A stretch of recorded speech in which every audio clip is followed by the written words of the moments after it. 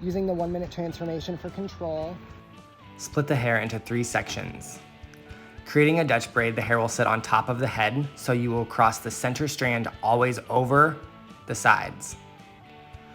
Add hair on the sides by picking up additional hair from the perimeter and drawing the braid back to the center.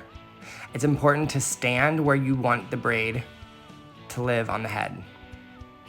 As you can see, we're just going to repeat the process, adding hair on the side and crossing the center strand over the outside. Working from side to side, adding hair to the outside strand, crossing the center strand over the outside. Create and complete the Dutch braid by working your way from top to bottom. Make sure to keep the hair pulled tightly and add 1-minute transformation for control as you work down the head. The smaller the sections will create a more tight and detailed braid as you pull the braid apart. Use Color Wow Style on Steroids texture spray to add flexible hold to the hair.